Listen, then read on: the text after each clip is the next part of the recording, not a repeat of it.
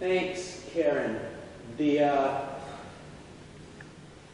issue of how to deal and care for with people with memory loss and dementia and Alzheimer's, we know is something that affects a lot of our families in this congregation. It affected my family.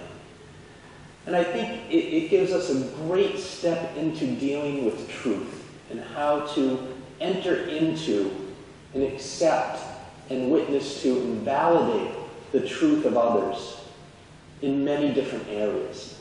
Because in many areas, seeing, accepting, validating another's truth is still about safety and respect and being person-centered. Entering someone else's truth is something that a lot of times we either don't want to do or don't feel we need to do. Sometimes because we are scared to enter into another's truth. We feel defensive about our own. We may not value someone else's truth as much as our own. And we will never value another's truth as much as our own if we never stop enough to be present to and allow others to name their truth for us. Another's truth may be difficult for us or challenge us. Allowing the dementia patients their own truth and entering into their world is certainly challenging. I had to do this with my own father during his last years. And thinking about this has made me think about this week other times where entering into another's truth and hearing it is really difficult. Yesterday, I attended the meeting of the Milford Area Humanitarian Coalition. And over the 2 years I've been working with this group, we've helped to accomplish some really good things. Public buses in Milford, a summer food program that provides thousands of meals to children during the summer when school is out. And this group, even though it does a lot of good work, is very white. It is a group of very well-intentioned and very good-hearted white people trying to figure out how best to do things for others who are different from them in many ways. People who are hungry, people who are immigrants, the elderly in town. Yesterday's meeting was a bit different. A representative of the Metro West Immigrant Workers Center attended along with one of the lead organizers of the Ecuadorian community in Milford. We were discussing how to inform people in Milford, especially in the immigrant communities and the Spanish and Portuguese-speaking communities, how and where they could get the summer lunch program. We were told, after announcing our plans to go door to door on a Saturday morning with leaflets in 3 languages, that from the Ecuadorian community's perspective, not a good time Saturday morning. That's why you didn't talk to a lot of us last year. Pick a weeknight, 7 o'clock. You'll catch more of us. It is hard to cross a bridge to meet somebody on their own truth if you can't hear from them what it is they need to have that truth validated and heard. And I was really proud of the meeting yesterday because there were concrete steps towards to really building those difficult cross-cultural bridges. A group was formed to meet and be in contact with the Ecuadorian community, and together with representatives from that community trying to figure out how we can continue to bridge this divide where people of good heart on both sides who want to help and who need help can come together. So instead of doing things for somebody, we learn to build one community and do things with each other. It was a great meeting. It was a first step in better honoring each other's truth. When we do things with others and not to others and for others, we listen to their truth and experience and validate it. Something very easy to talk about, and as I preach about it, I realize that sometimes I'm not so good at doing this myself. One of the biggest traps of ministry is you miss the truth that your people are trying to tell you. And I know I do that too. When our truth is named and heard and validated, it is so much easier to build those bridges.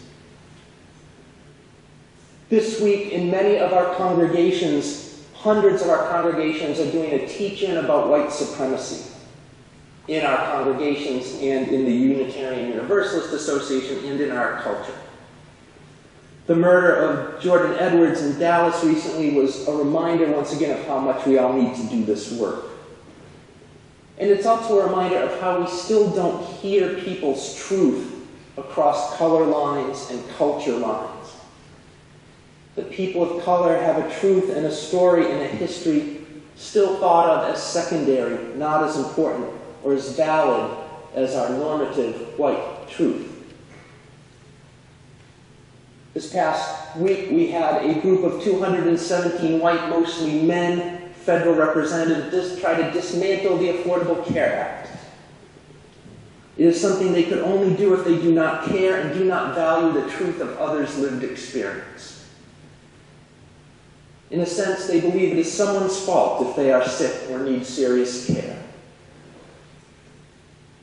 The way I see it, to these legislators, they do not care that human beings have human problems and human illnesses and human needs. It makes me fearful because in many ways it is the same philosophical approach of eugenics and master races that the Nazis used. Inferior people do not need to be cared for or need medical care. They can die and can be killed. Because lesser people do not deserve a story or a life or to name their own truth. Those in power refute the claims of others to name their own truth and insist that they know the truth of others better than the people themselves. In Chechnya, parents of gay children are being forced to kill their gay children because these children have no truth. They don't count, they don't get a story. The truth is imposed from the outside. How do we get to this place of not hearing truth, not validating truth, not being able to enter into the other person's experience? It happens in these strong, powerful, cultural, political ways in our country, in the world, and it's the same way that we get to personal grudges and arguments with life partners, squabbles on the playground and at the diner and at church. We ignore, dismiss, and invalidate other people's truth.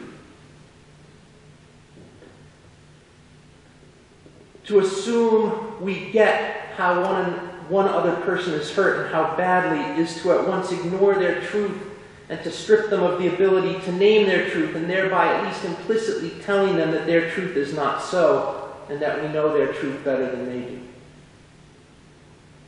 And we all do this. I know I do. In a sense, the concept of privilege, whether it's white privilege or male privilege or Christian privilege or cisgendered straight privilege, is that you have the privilege, you have the option to not care about another person's truth. And when you have the privilege of ignoring someone else's truth, you assume once again that you know their truth better than they do. One of the most employed defenses of privilege is, in a sense, also gaslighting, a form of emotional abuse that causes a victim to question their own feelings, instincts, sanity, giving the abusive partner power and control. Blog post by David Wolf on this concept says, gaslighting, he reminds us, comes from a 1938 stage play called Gaslight, in which a husband attempts to drive his wife insane by dimming the lights in their home, which were powered by gas, and then denies that the lights change when the wife asks him about it. Once an abusive partner has used gaslighting to break down a victim's ability to trust his or her own perceptions and beliefs, the victim is more likely to stay in that relationship because the victim no longer believes or trusts it's possible to survive without the abusive partner because they no longer trust their own truth. Systems of oppression and discrimination and privilege reinforce the same type of concept. The greatest weapon, it is said, in the hands of the oppressor is the mind of the oppressed. The problems of granting each person, especially those who are different, the right to name and define their own truth has solutions that begin on very personal levels.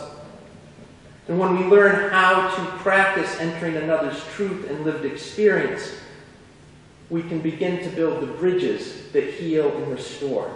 In our reading this morning, Dr. Palmer talks about how in his Courage and Renewal Program retreats, they really are serious about the concepts of no fixing, no saving, no advising, no setting each other straight. He told us this morning it is impossible to exaggerate how demanding this is to most people. But he says it's important because the soul never wants to be witnessed to, attended to. It wants to be heard. It doesn't want to be shut down. It does not matter whether or not you hear my soul speak as much as it is important that we grant you the space to hear your own soul speak. We start with granting each other the space to hear the soul speak. And then the souls can speak to each other. Thich Nhat Hanh's Buddhist communities use a process called beginning anew. He writes, to begin anew is to look deeply and honestly at ourselves, our past actions, our speech, our thoughts, and to create a fresh beginning within ourselves and relationships with others. We practice beginning anew to clear our mind and keep our practice fresh. When a difficulty arises in relationships with fellow practitioners and one of us feels resentment or hurt, we know it is time to begin anew. The beginning anew process has 4 parts. The first is called flower watering, a chance to share our appreciation for the other, an opportunity to shine light on the other's strengths and contributions. Flower watering is followed by sharing regrets. We mention any unskillfulness in our action or speech or thoughts that we have not yet had an opportunity to apologize for. Then expressing hurt. We share how we felt hurt by an interaction with another due to his or her actions or speech. But note, the flower watering comes first. Expressing our hurt is often performed one-on-one in relationship rather than in a group, although practitioners can ask for a third party, third member of the group to be present for safety and respect. And then the process to begin anew ends with sharing a long-term difficulty and asking for support. At times we each have difficulties and pain that arise from our past and surface in the present. When we share an issue that we are dealing with, we can let the people around us understand us better and give them an opportunity to offer the support we need. Wouldn't it be wonderful if we practiced circles of trust and beginning anew, not only across our culture, but in our home, with our family, with our friends, with our co-workers, with our church? Processes like circles of trust and beginning anew require us to hear and validate the truth and lived experience of the other. They build trust. They let people own, name, and tell their own story, and thus have their own truth. The first step of these processes is indeed storytelling. We tell our stories to one another, and we listen. So let us practice flower watering and beginning anew. If we can take up these spiritual practices for ourselves and our family and our church, we will begin to see our way into healthier relationships with each other and with those who are much different from ourselves and have their own truths to tell.